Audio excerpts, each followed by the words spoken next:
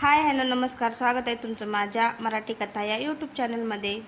चला तर मग कथेला सुरुवात करूया. हा अनुभव मी कधीच विसरणार नाही. खरं सांगायचं तर काही रात्री अजूनही मला झोप येत नाही. ते क्षण आठवले की अंगावर काटा येतो आणि मी तसाच गारडून जातो. ही गोष्ट घडली होती तेव्हा मी 10वी होतो. आयुष्यातला तो काळ जेव्हा अभ्यासाचा भार आणि भविष्यातील भीती दोन्ही एका विचित्र तणावात मिसळलेली असतात. त्या आठवड्यात आम्ही अभ्यासात बुडालो होतो. शाळेचे वेळापत्रक, क्लासेसचं असाइनमेंट सर्व काही एकाच वेळी डोक्यावर. पेन चालवत असताना मन थकून जायचं. बाहेर कुठेतरी जाण्याची, मोकळा श्वास घेण्याची ओढ लागायची. माझे सगळ्यात जवळचे मित्र आर्यन आणि प्रीतम दोघेही माझ्यासारखेच थकलेले होते. आर्यन हा अत्यंत शांत स्वभावाचा, विचारपूर्वक बोलणारा मुलगा. त्यांचं घर प्लाझा कॉम्प्लेक्स जवळ होतं. प्रीतम नेहमी हसरा पण कधी कधी खूप गंभीर विचार करणारा. आम्ही मित्र म्हणजे एकमेकांच्या गैरहजेरीतही एकमेकांची काळजी करणारे. त्या दिवशी आम्ही तिघांनी शेवटी ठरवलं, बस बस आता ब्रेक हवाच. कोणी कितीही मोठी योजना न करता केवळ आजूबाजूच्या एखाद्या ठिकाणी जाऊन निवांत बसायचं. मोबाईल दूर ठेवायचा, अभ्यासाचं टेन्शन विसरायचं. जागेचं नाव होतं रिजन्सी प्लाझा कॉम्प्लेक्स. हा परिसर माझ्या घरापासून थोडा लांब होता, पण आर्याच्या घराजवळच आधुनिक इमारतींनी भरलेला. पण मागच्या बाजूला जुने निसर्गाने राखलेली टेकडी, झाड आणि एक जुनी दगडखान होती. जेव्हा आम्ही आर्यनच्या घरी पोहोचलो तेव्हा त्याने सांगितलं की त्याचा चुलत भाऊ स्वराजही आमच्यासोबत यायचा विचार करत आहे. जड वातावरणातून बाहेर पडण्याची ती पहिली पायरी होती. स्वराजची स्कूटर आणि प्रीतीमची बाईक. आम्ही दोघं गाडी घेऊन निघालो. संध्याकाळचे 6:30 वाजले होते. सूर्य पश्चिमेला कलत चालला होता. आकाशात हलक्या नारंगी छटा पसरू लागल्या होत्या. रिजन्सी प्लाझाला पोहोचल्यावर आम्ही काही वेळ नुसतं त्या कॉम्प्लेक्समध्ये फिरत राहिलो. एकीकडे मॉलच्या काचेपलीकडून झगमगणाऱ्या दुकानाच्या प्रकाशात चालणारे लोक आणि दुसरीकडे कॉम्प्लेक्सच्या मागे असलेली निसर्गरम्य टेकडी.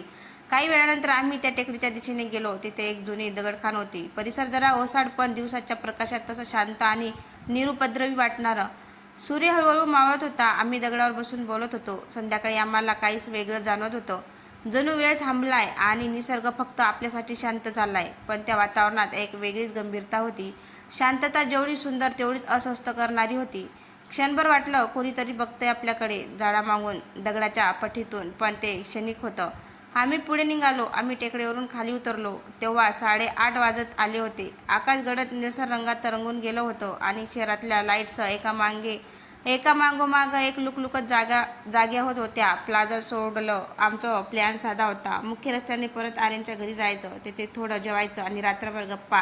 पण नियतीने वेगळा रस्ता ठरवलेला होता. कॉम्प्लेक्सच्या बाहेर आलो आणि आमच्या समोर एक साईन बोर्ड लागला. त्यामुळे आम्हाला बाजूच्या आड रस्त्याने जावं लागलं. चिखलाने भरलेला रस्ता, उजेड नाही आणि दोन्ही बाजूला घनदाट जंगल. स्वराज आणि मी स्कूटरवर, आर्यन आणि प्रीतम थोडं पुढे त्यांच्या बाईकवर. सुरुवातीला सर्व काही सुरळीत होतं. स्कूटरवर थोडी घसरत होती, पण आम्ही हसत हसत पुढे जात होतो. स्वराज नेहमीप्रमाणे विनोद करत होता. तर ना, या चिखलात आपलं नशीबही अडकून पडलंय वाटतं. मी मूकपणे हसलो, पण मनात कुठेतरी थोडंसं अस्वस्थपणा आलं होतं. आसपासचं वातावरण जरा जास्त शांत होतं आणि अचानक स्कूटरचा पुढचा चाक पाटहोलमध्ये अडकला. ताडकन आम्ही दोघं स्कूटरसह थांबलो. मी पटकन उतरलो आणि टॉर्च लावून पाहिलं. चाक चिखलात पूर्णपणे अडकलेलं होतं. आर्यन आणि प्रीतम आमच्या खूप पुढे गेले होते. कॉल करायचा प्रयत्न केला पण नेटवर्क नाही. स्वराज हसत म्हणाला, भावा, जंगलात फोन कसा लागणार आणि आपण इथे अडकलोय. या सिनेमात आता इंटरव्ह्यूलाच बाकी. मी फारसं हसलो नाही, कारण त्या क्षणी मला समोरच्या झाडीत काहीतरी हलताना दिसलं. सुरुवातीला मला वाटलं एखादा ससा किंवा मांजर असेल, पण आवाज पुन्हा आला, जोरात, खसखसाट. झुडप हलली. स्वराजही थपकला. आम्ही एकमेकाकडे पाहिलं. झपकन स्वराजने स्कूटर चालू करण्याचा प्रयत्न केला, पण थोडासा वेळ लागला. तेव्हाच झाडीतून एक जोराचा आवाज आला, धावत येत असल्यासारखा. काहीतरी मोठं वजनदार वेगात आमच्याकडे सरकत होतं. हातपाय गोठले. मी स्कूटरवर बसलो आणि तोंडातल्या तोंडात जणू मंत्र मनात पूर्ण दाबला. त्या जंगलाच्या रस्त्याने आम्ही वेड्यासारखी स्कूटर चालवत होतो. पाठीमागून तोच आवाज. काहीतरी झाडावर आपटत पळत होतं. स्वराचा चेहरा आता भीतीने पांढरा पडला होता. मी सुद्धा काही बोललो नाही. फक्त एकच विचार, कोणतंही वळण, कोणतंही गाव, कुठलाही उजेड दिसला पाहिजे. फक्त या रस्त्यापासून दूर जायचं आहे. हळूहळू घर दिसू लागली. म्हणजे आम्ही आर्यनच्या वस्तीकडे परत येत होतो. तिथे असलेल्या तलावाजवळ आलो तेव्हा रस्त्याकडेला एक मानव सदृश्य आकृती उभी दिसली. सुरुवातीला ती झाडामागे होती, पण पुढे आल्यावर आम्हाला ती स्पष्ट दिसली. उंच, काळसर शरीर, डोकं किंचित वाकलेलं, चेहरा अस्पष्ट. ती आमच्या वाटेत होती आणि तलाव पार तर तिच्या समोरून जावं लागणार होतं.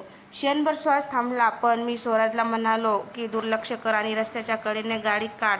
ते जे काही होतं तिथून अवघ्या 20 मीटर अंतरावरून आम्ही गाडी काढली. ते काहीच करत नव्हतं, फक्त आम्हाला पाहत होतो. काही वेळाने आम्ही आर्यनच्या घराजवळ पोहोचलो, पण हे सगळं इतक्यावरच थांबणार नव्हतं. आमचं मन आतून हादरलेलं होतं, पण चेहऱ्यावर ते दाखवत नव्हतो.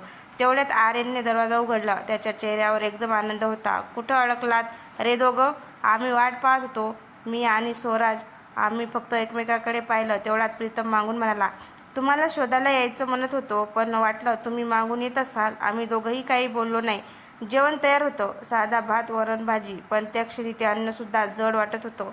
रात्री आम्ही घराच्या मागे असलेल्या लहानशा लॉनमध्ये बसलो. टेबलावर गरम कॉफी आणि बिस्किट्स खात. तर रात्री कॉफी यासाठी की वातावरण गार होतं, पण मला राहून राहून तोच प्रसंग आठवत होता. स्वराज एकदम शांत झाला होता. त्याच्या चेहऱ्यावरचं हसू फार पुसलं गेलं होतं. सर्वात भयावह क्षण म्हणजे आम्ही चौघंही लॉनच्या एक कोपऱ्यात बसलो होतो. आर्यन काहीतरी सांगत असताना स्वराजच्या नजर माझ्या मागून फिरून एका जागेवर स्थिरावल्या.